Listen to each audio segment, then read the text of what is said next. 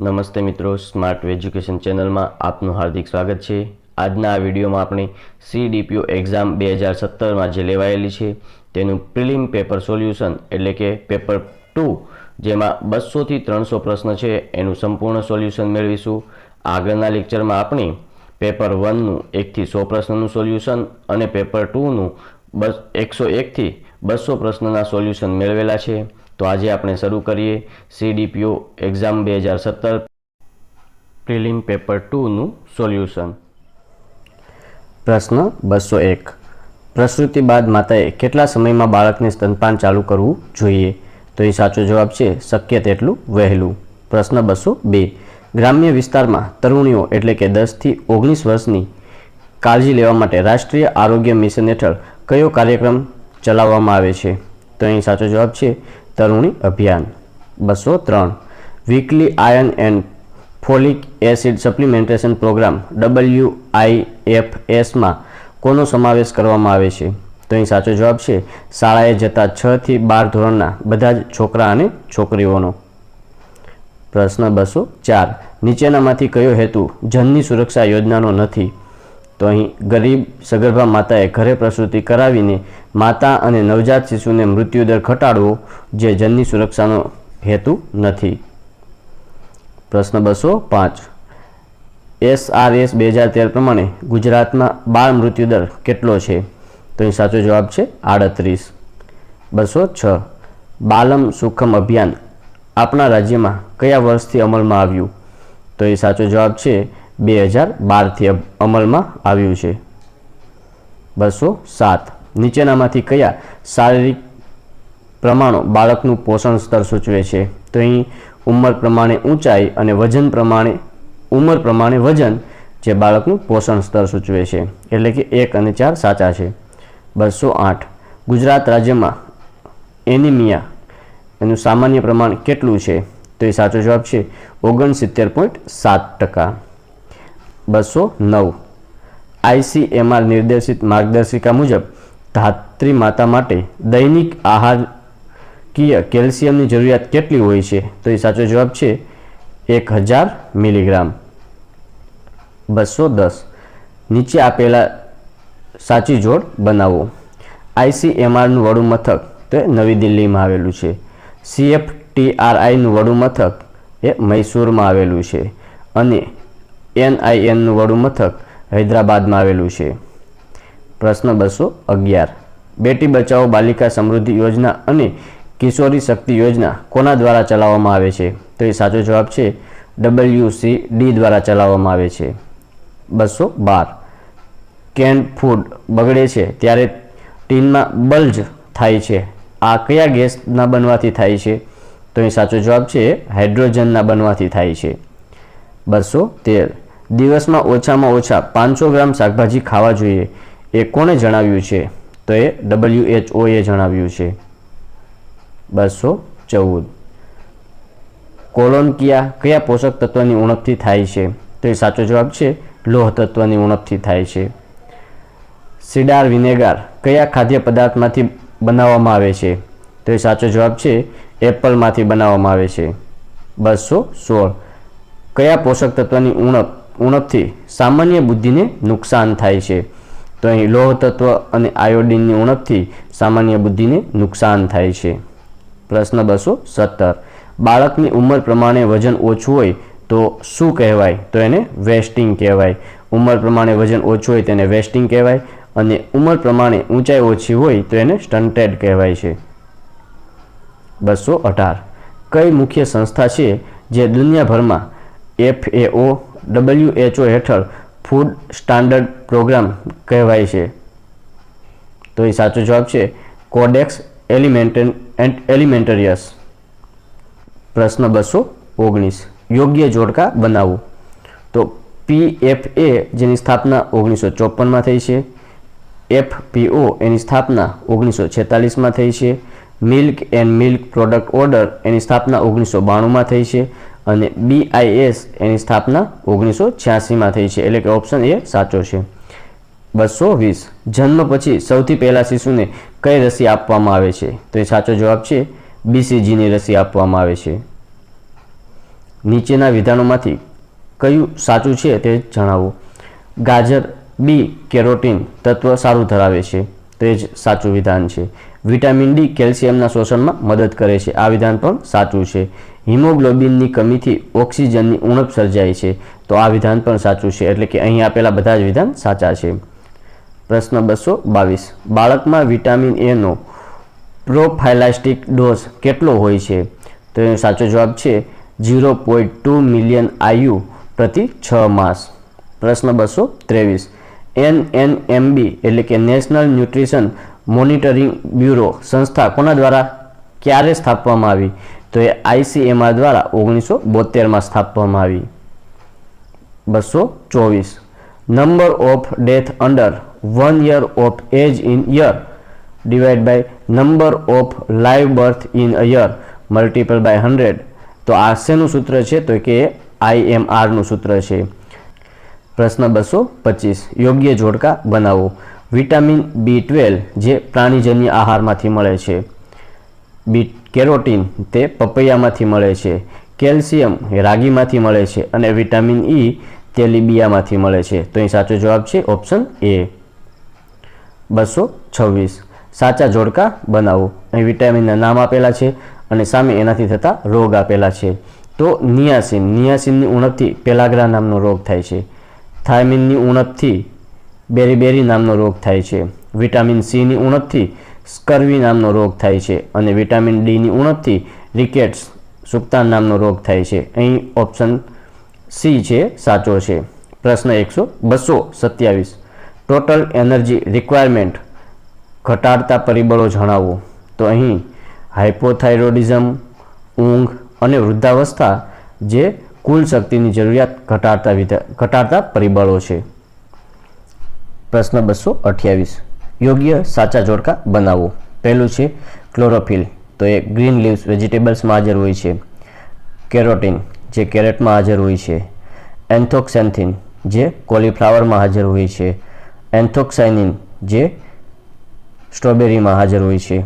તો અહીં વિકલ્પ B છે સાચો છે. પ્રશ્ન 229. હેમેગ્લુટિનિન, ગોઇટ્રોજન અને ટેનિન શેના નામ છે? તો એ એન્ટી ન્યુટ્રિયન્ટ્સના નામ છે.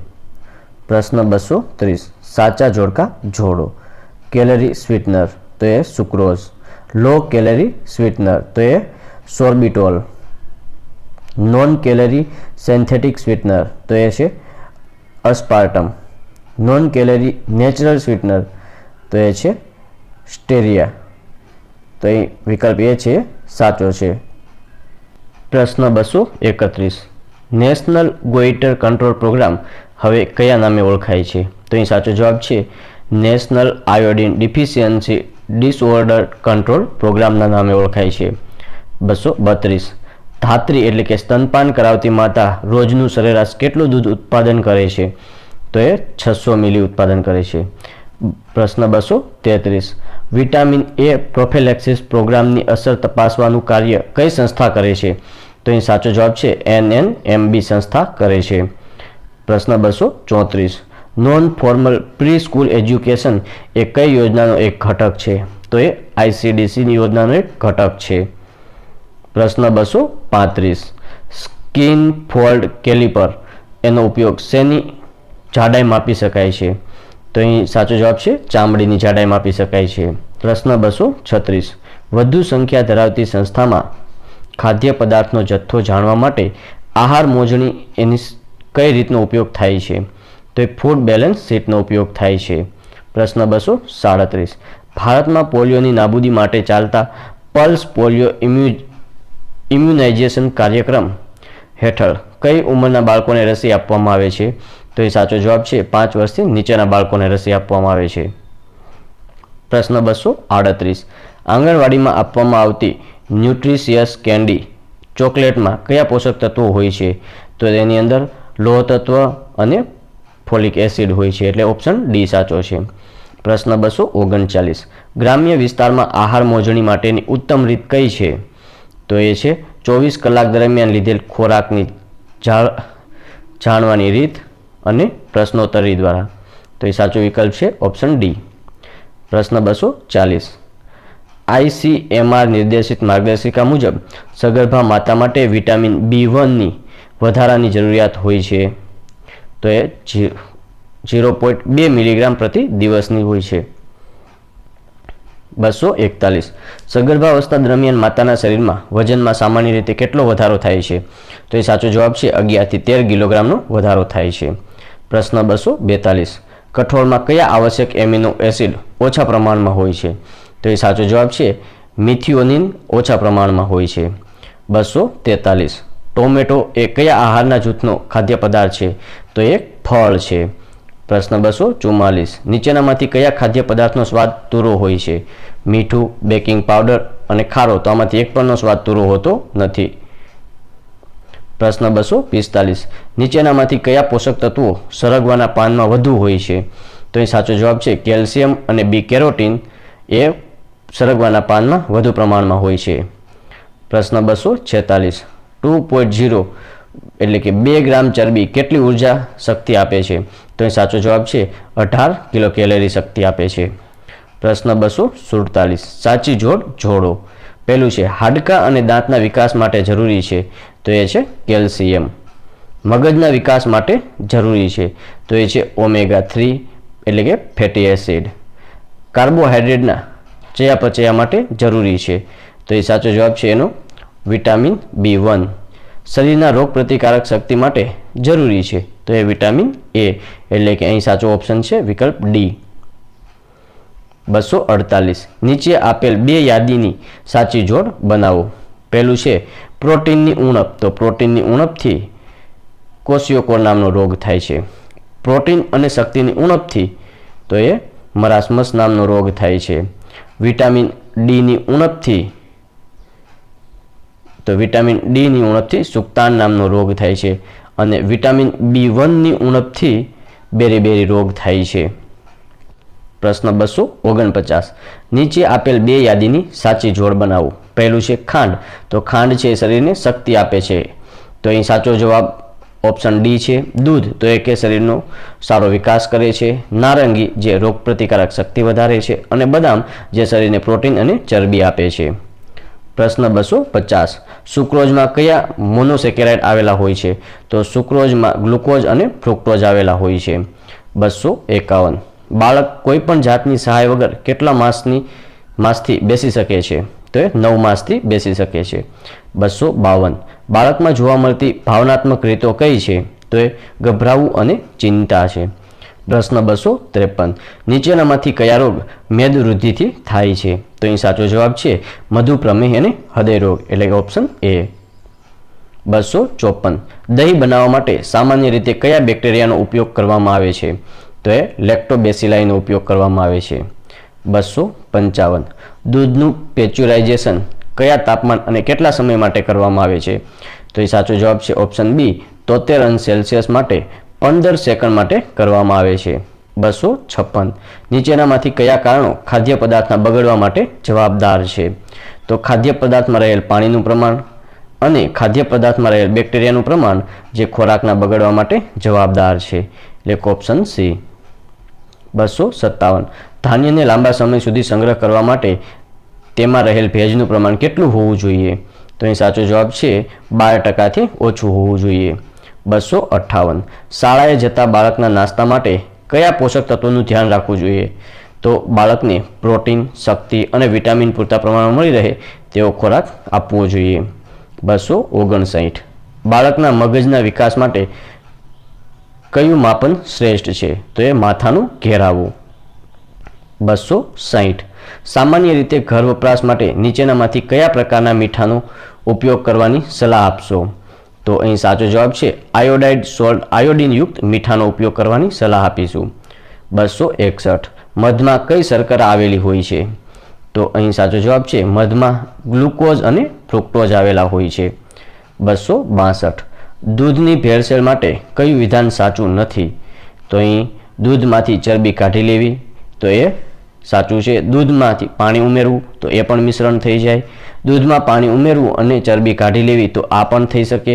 દૂધમાં રંગ ઉમેરવો તો આ કાર્ય થઈ શકે નહીં એટલે આ વિધાન ખોટું છે. 263 નીચેનામાંથી કયા તત્વો ખાદ્ય પદાર્થની એસિડિટી વધારી લાંબા સમય સુધી સંગ્રહ કરવા માટે વપરાય છે? તો અહીં સાચો જવાબ છે સાઇટ્રિક એસિડ અને વિનેગાર, જે ખાદ્ય પદાર્થમાંથી એસિડિટી વધારી લાંબો સમય સુધી સાચવવા માટે ઉપયોગી છે. 264 નીચેનામાંથી કઈ વસ્તુ તળેલા ખોરાકમાં થતી ખોરાશ રોકવા માટે વપરાય છે? તો એ સાચો જવાબ છે ઓપ્શન બી એન્ટીઓક્સિડન્ટ. પ્રશ્ન 265 નીચેનામાંથી કયા ખાદ્ય પદાર્થનું ઉત્પાદન દુનિયાના અન્ય દેશ કરતાં ભારતમાં સૌથી વધુ થાય છે? તો અહીં સાચો જવાબ છે ઓપ્શન ડી દૂધ. 266 માતાનું દૂધ લેતા 0 થી 6 માસના બાળકને સૌપ્રથમ 4 માસ પછી નીચેનામાંથી કયા પોષક તત્વો પૂરક આહાર તરીકે આપવા જોઈએ? તો એને વિટામિન સી અને લોહ તત્વ છે એ પૂરક તરીકે આપવા જોઈએ. 267 1 લીટર દૂધની કિંમત 60 રૂપિયા હોય તો તેમાં રહેલું પ્રોટીનનું પ્રમાણ 4.0 ગ્રામ પ્રતિ 100 મિલી હોય તો 100 ગ્રામ પ્રોટીનની કિંમત શું થાય છે? તો અહીં સાચો જવાબ છે 150 રૂપિયા થાય છે. 268 BMI એટલે બોડી માસ ઇન્ડેક્સ શું સૂચવે છે? તો એ જાડાપણું અને મેદસ્વીતા સૂચવે છે. 269 GRAS એનું પૂરું નામ શું છે? તો G એટલે જનરલી, R એટલે રિકોગ્નાઇઝડ, S એટલે સેપ. 270 નીચેનામાંથી કયા ખાદ્ય પદાર્થમાં સૌથી વધુ લાઇસિન આવેલું હોય છે? તો એ કઠોળમાં લાઇસિન સૌથી વધારે પ્રમાણમાં હોય છે. સાચો જવાબ છે ઓપ્શન ડી. 271 કુટુંબના આહાર આયોજન માટે નીચેનામાંથી કયા મુદ્દાને ધ્યાનમાં લેવા જોઈએ? તો અહીં કુટુંબની આવક, કુટુંબના સભ્યોની ખાદ્ય પદાર્થ માટેની પસંદગી, કુટુંબના સભ્યો દ્વારા બહારથી ખરીદી કરવામાં આવેલ તૈયાર ખોરાકનો જથ્થો અને કુટુંબના સભ્યોની ઉંમર અને સંખ્યા. તો અહીં પહેલું, બીજું અને ચોથું વિધાન છે એ સાચા છે.